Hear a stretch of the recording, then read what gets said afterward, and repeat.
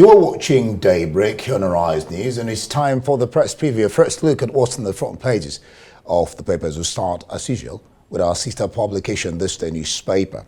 It has on its front page, restrained by court, NLC TUC reached tentative agreement with FG over subsidy. Let's see what these agreements are. To resume negotiations with government on June 19, established joint committee to review proposal for wage increase, established framework, timeline for implementation, to review World Bank cash transfer scheme, proposed inclusion of low-income earners in the program.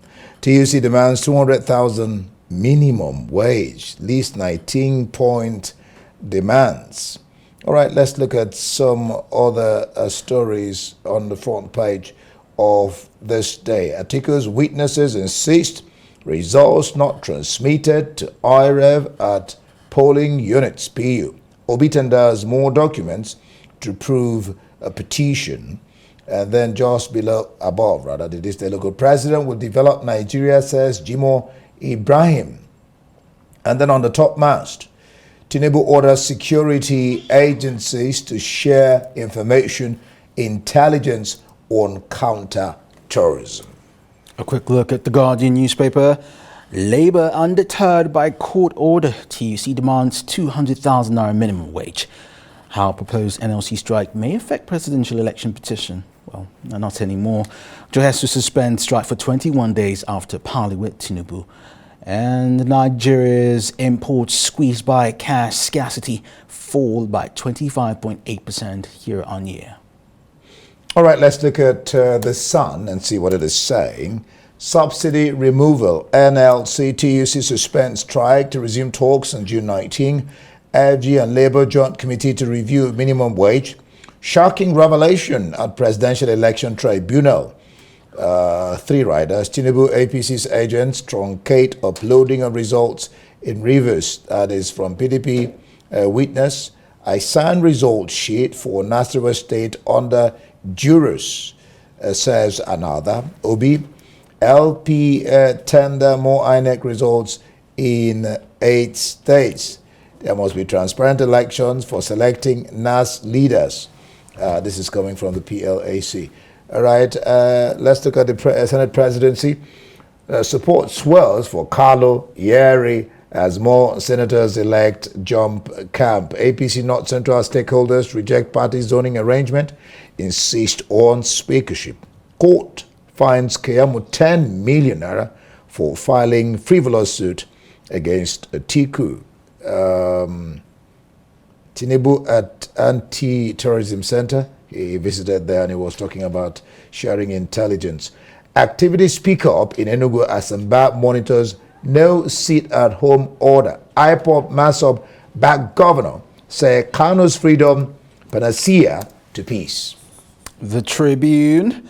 NLC TUC suspends strike as tentative deal reached with the federal government.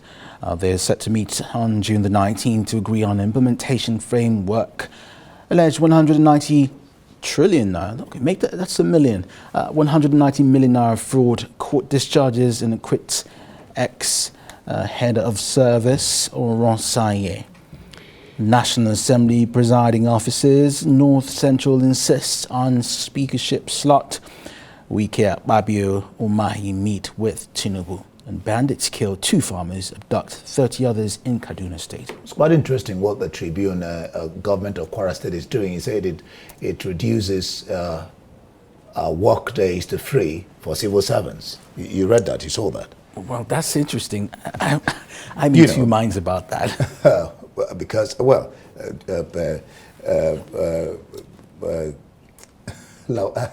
will talk about it. Emmanuel Bello will talk about it when he comes on. COVID families. Let's look at international newspapers. COVID families are talking about I newspaper. COVID families fury as inquiry into NHS failures delayed until after election. And there you see Prince Harry to face lawyer nicknamed the Beast in court. The Financial Times. Staff data stolen from BA, BBC and Boots by Hack and League cyber gang. French President Emmanuel Macron says NATO must focus on North Atlantic as he objects to Tokyo outpost. All right, let's look at the Guardian, International Guardian, I mean. Ukraine troops intensify frontline raids in apparent shift in strategy. Let's look at some other things he has there. Diana's phone hacked for Barry, more details, and then just there, the secretary on mask, the secretary on mask. That's from the Guardian newspaper. And this is the Times. 2 years to save the world, says AI advisor. French stopping half of boat migrants after £480 million deal. All right, it's time now to bring in Emmanuel Bello. Emmanuel, good morning and glad to have you. Good morning, Indy. Good morning, Ken. Yeah, good morning. On the program, let's start with this day. Restrained by court, the TUC, the NLC and the federal government reached tentative agreement, that's what it calls it, with the FG over subsidy. They said negotiations to resume on June 19, established joint committee and review proposal for wage increase, establish framework, timeline for implementation. I think one paper, okay, is this day. TUC demands 200,000 minimum wage, and they are listing 19 points demand. And of course, there's that security story that the president is ordering security agencies to share information intelligence on counter-terrorism. Well, India, I think there's just one big story in town, and that's the story of this fuel subsidy removal and, of course, the reactions. And we're all bracing for tomorrow's, a strike. Some people looking forward to it, especially organized labor. And then, of course, a lot of people feeling the pains and the anger around the issue of removal of the fuel subsidy. There was a hope that, well, maybe with some strike action, something will be done. But that strike action is not happening as we're seeing, even though the Guardian newspaper seem to be reporting differently. Guardian is suggesting that officials of the NLC are saying that, look, court action or no, some kind of negotiation or no, they are really still going on this strike. I think that's what the Guardian is reporting. We're not too sure. But for the most part in all the reports in the newspapers is that these strikes are off and that they will not happen as planned. In its place, you have all those negotiations that were taking place yesterday. How all this will be able to solve this problem or bring it to some kind of, closure is what I think remains in the realm of reporting. And but as you see, the TUC is suggesting that there should be, some kind of wage increase. It's not the first time we've seen wage increase as some form of solution to a problem. The idea that with more money in the pockets of civil servants, things are going to be better. But there are economies that will tell you that with more money, with salary increase will come more the prices of goods and services will go up. So it doesn't seem as if there's any kind of letting down or any kind of let up on the crisis that this has brought. But like President Tinubu said, it's a tough decision and something that we all have to, live with. That's fuel subsidy. We have to go. The product will be available. You will buy it at those prices, and of course, live with the consequences. So, some people were wondering what was Labour going to go on a rampage for, but Labour will tell you that the conditions or the nature of this sudden issue is what they are fighting. The fact that not all the conditions are in place for the removal of the fuel subsidy. But the presidency is thinking otherwise, that, look, it's better now or never. You speak of consequences, Emmanuel. The Tribune is reporting that experts are predicting high costs of building materials and construction. because of the scrapping of fuel subsidy. On the front page, the Kwara government is moving to reduce work days to 3 for civil servants. Is this the wise decision to take? What's going to happen to productivity in Kwara? Well, I think it's not just Kwara State. Everybody is thinking of some kind of, palliative, some kind of reduction of days for workers. I mean, domestic staff, people are actually thinking of reducing the days that maybe their house help will come into work and all of that. Everyone is thinking just, outside the box, looking for solution. In some states, they are looking at, a cutting down of some kind of overhead cost on governance. Some are reducing those days of labor.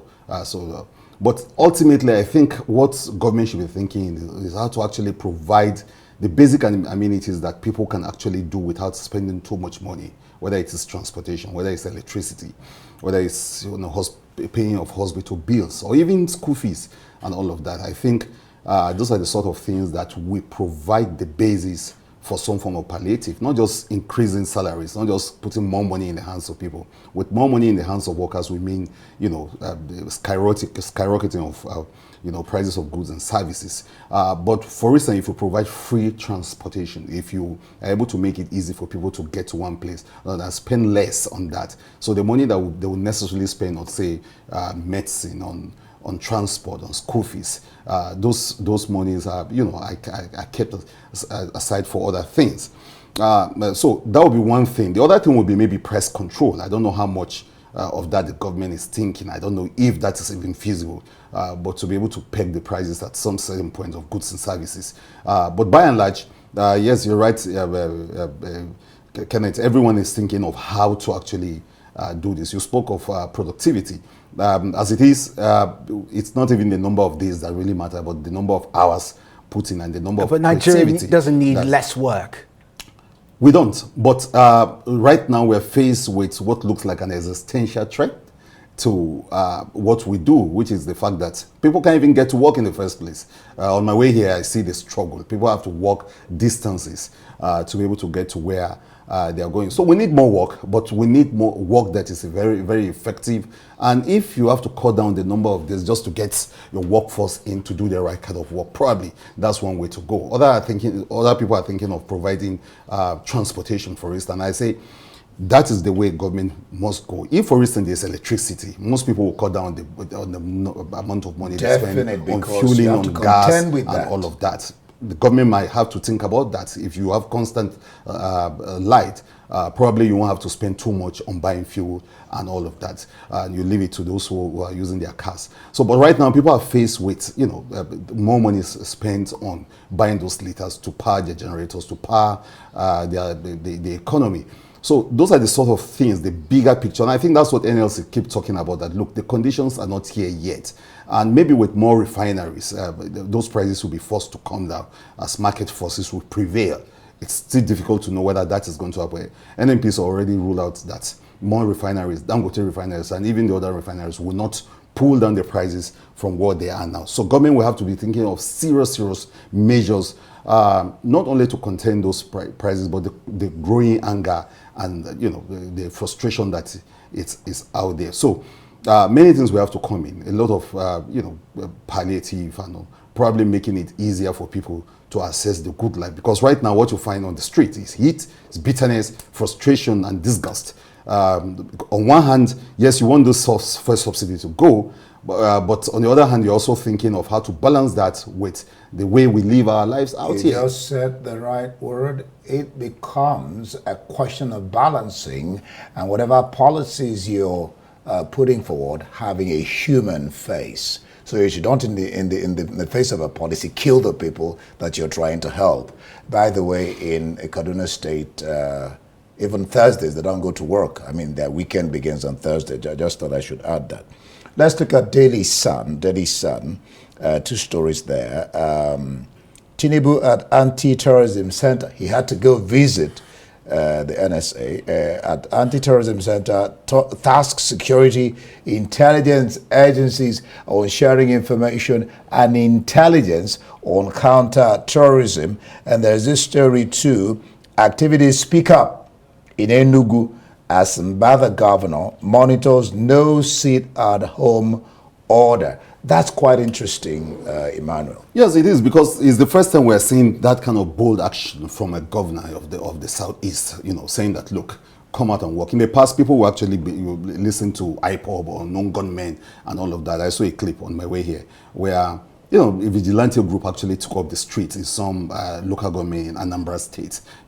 For the first time, we're seeing people, asking the question we've all been asking here in the Kenneth all these months. Why would a particular non-state actor take over the state and decide that for people that depend on daily economy, people that depend on daily selling, businessmen, traders, why would you have to single out a day and say, no, just sit at home? It wasn't achieving anything, and this governor was able to take the bull by the horn literally and say, look, I'm going to enforce the end to that. And then it's also lined up with security is what the president is doing. I think that was a good one from the president, actually, visiting, going to where it matters. It gives the impression of a man that is serious about security and talking about, sharing the information among the agency. In the past, we've seen how one agency will be fighting the other agency, over what they know. And he's saying that, look, the best way to do it. So this Tinubu playing the part of the commander-in-chief, someone that understands his the security architecture of the country. A whole lot of people watching to see the kind of people he's going to make service chief. I think that's important. But we're seeing a president that seems to be very ready to tackle the problem of terrorism, which is another huge problem alongside the crisis he's inherited right now, the problems of the fuel scarcity and shortages. He has to deal with that. He has to also deal with the lingering problem of terrorism. His own way of dealing with it is to be present, to visit even the facility and say, look, this is the way to go. But a lot of people will be watching to see who is going to make his NSA, who is going to make it, the service chief. In the past, people have said that President Buhari was very slow on his service chief. They didn't sack anyone. They didn't demand some kind of seriousness from them. And so they just lingered on and things went bad. But maybe this president will be different because he's talking tough. He's saying, look, he's even giving direction on what they should do. He's saying that, look, you have to share information.